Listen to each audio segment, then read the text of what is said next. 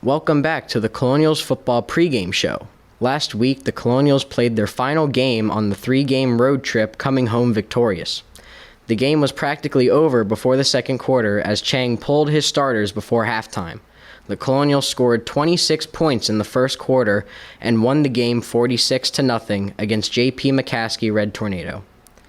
Now, I got a chance to speak with Coach Chang after the game Friday, and here's what he had to say. Coach, what good things can you take with you going into next week's big game against Cheltenham?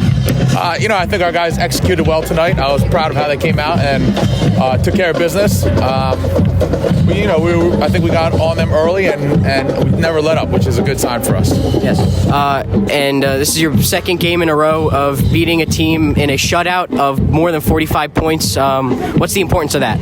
I think we're just starting to hit our stride, and that's what we want as we're entering our league schedule. I think we got Cheltenham next week, and they're going to be very, very good. They're a highly talented group, well coached, and we're going to have to play our best to keep up with them. Now, Chang talks about how the Colonials are just hitting their stride, and I'd have to disagree. To me, I don't see enough consistent play to say you found your groove. Let me break it down for you. The Colonials are 3-2. All 3 wins have been in blowout games and shutout games against bad teams. All 2 of their losses have been blowouts against good teams. We've seen this Colonial curse before with soccer, golf, field hockey. The list goes on and on. Heck, I think the boys basketball team last year would have won 2 more playoff games if they had a consistent play style. I mean, the girls did it. I think we've seen some extraordinary improvement from week 1 and week 2 with the offense. But the big question still remains.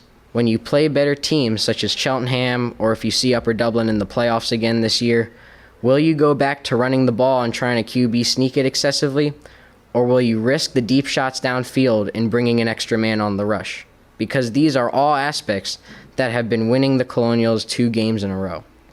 When they do this, they truly look like an elite football team. Now, we'll be right back after a brief intermission. Don't go anywhere.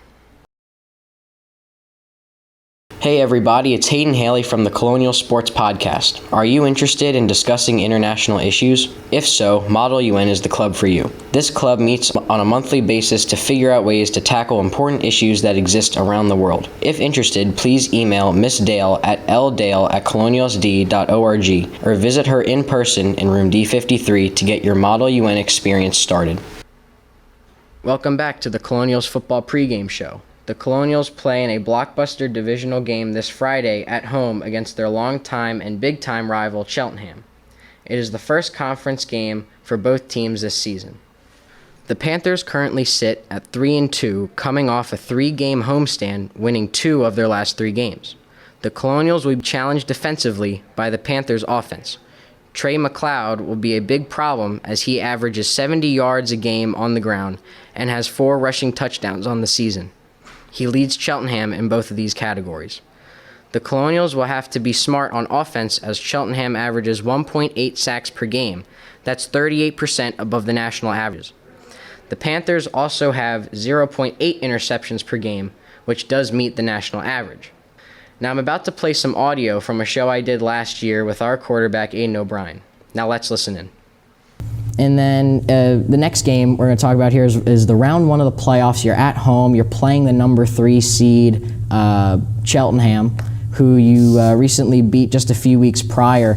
And I think a key moment in that game, and correct me if I'm wrong, but was that onside kick.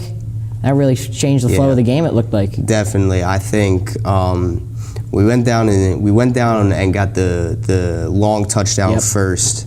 And then, Cheltenham's a team where if you punch them in the face, they're not going to come back. Mm-hmm. And, that's what we did. We scored on them, got the ball back, scored again, and right then they were done. And then they fumbled on the second play from scrimmage. Right. So that it was over after that.